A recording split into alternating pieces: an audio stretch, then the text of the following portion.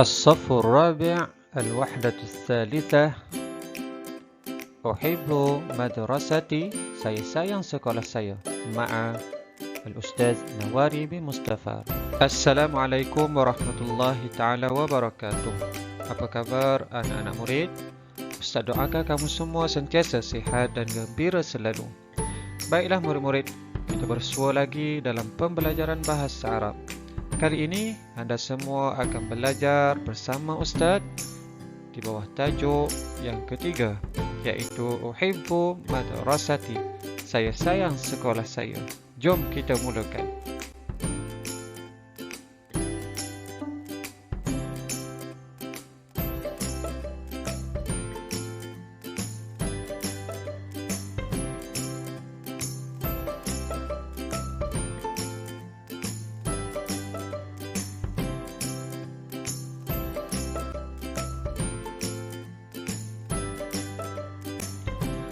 Anak-anak murid, fokus pembelajaran kita di bawah tajuk Uhibbu madrasati, saya sayang sekolah saya, kali ini ialah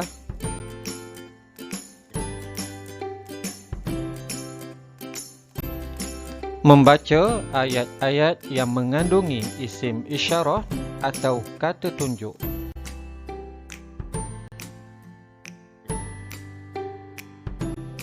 Isim isyarah atau kata tunjuk tersebut ialah zalika dan tilka. Kedua-duanya, iaitu zalika dan tilka, bermaksud itu.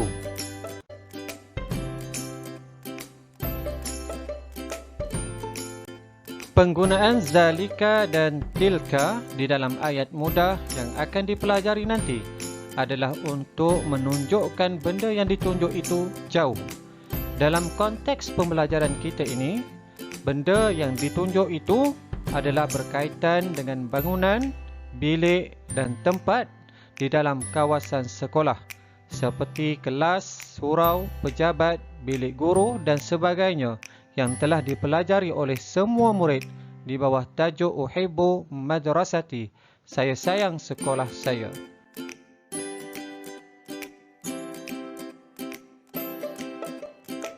Murid-murid, kata tunjuk zalika digunakan untuk menunjukkan benda yang ditunjuk itu muzakkar, manakala kata tunjuk tilka pula digunakan untuk menunjukkan benda yang ditunjuk itu muannas.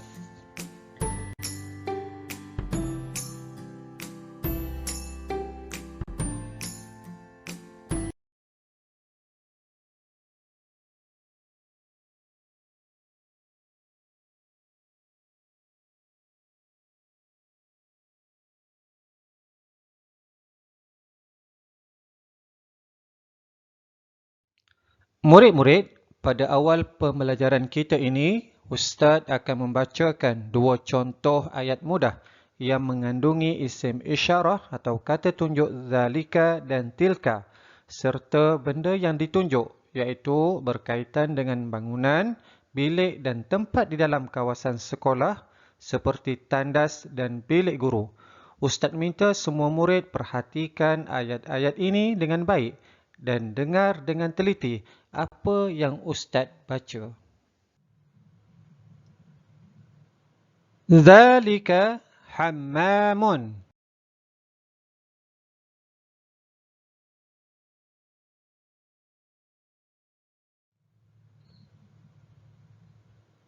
Tilka ghurfatul muallimina.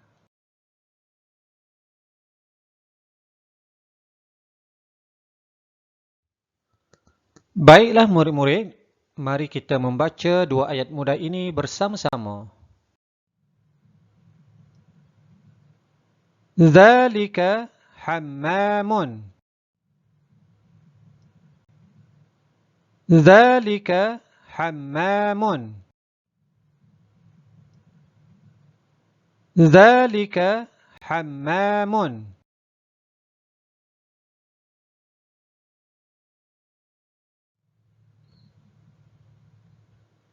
Tilka ghurfatul muallimina. Tilka ghurfatul muallimina.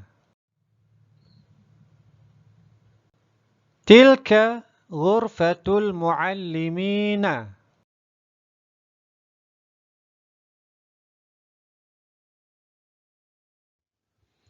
Baiklah, sekarang Ustaz kelaskan benda yang ditunjuk, iaitu berkaitan dengan bangunan, bilik dan tempat di dalam kawasan sekolah yang telah dipelajari oleh murid-murid mengikut kumpulan isim isyarah atau kata tunjuk zalika.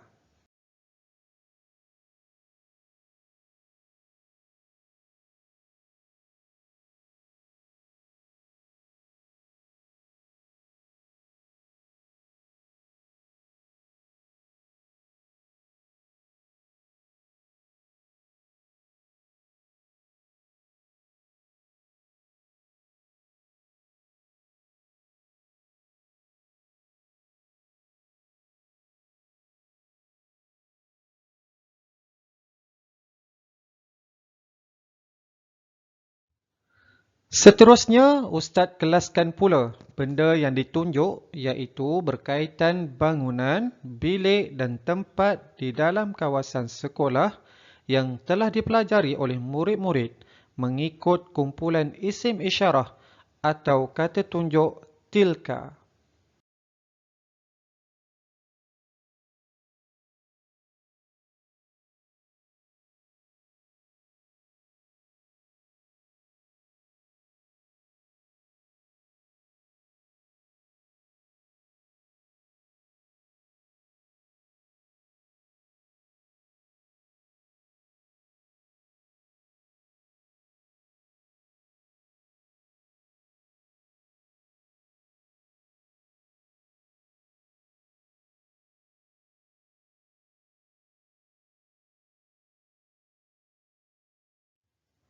Baiklah, sekarang Ustaz akan terangkan dengan lebih lanjut penggunaan zalika dan tilka.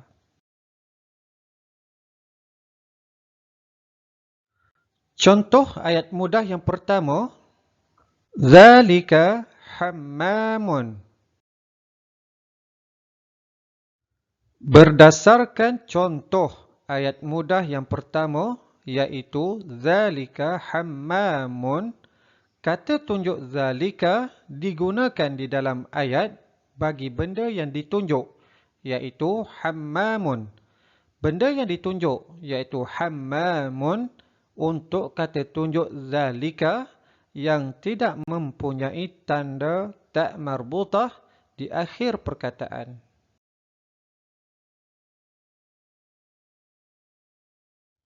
Seterusnya, contoh ayat mudah yang kedua. Tilka ghurfatul muallimina. Berdasarkan contoh ayat mudah, iaitu tilka ghurfatul muallimina, kata tunjuk tilka digunakan bagi benda yang ditunjuk, iaitu ghurfatul muallimina. Benda yang ditunjuk, iaitu ghurfatul muallimina, untuk kata tunjuk tilka yang mempunyai tanda popular tak marbutah di akhir perkataan.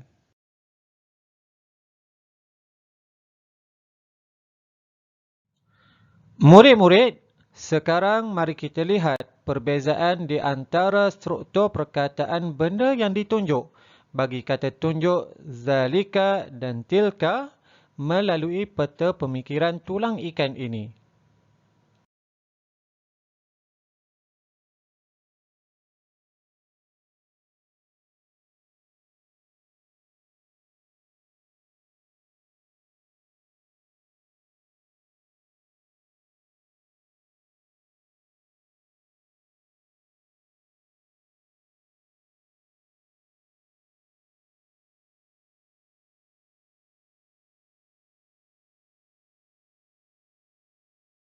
Di sini, murid-murid akan nampak kata tunjuk tilka digunakan untuk benda yang ditunjuk seperti maktabatun, idaratun dan lain-lain bangunan, bilik dan tempat di dalam kawasan sekolah yang mempunyai tanda yang paling popular, iaitu tak marbutah di akhir perkataan.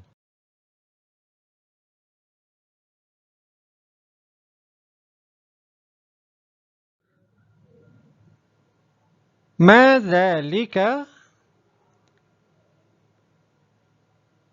Dzalika hammamun.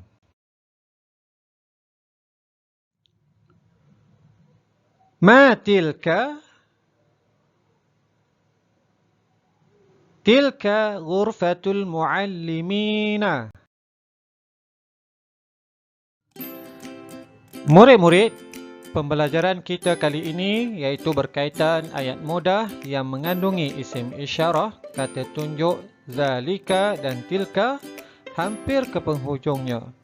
Ustaz harap perkongsian kali ini semua murid sudah faham dan jelas serta dapat membanding beza penggunaan kata tunjuk sama ada zalika dan tilka di dalam ayat. Sekian sahaja untuk kali ini. Semoga berjumpa lagi pada siri pembelajaran yang akan datang. Ma'assalamah wa syukran.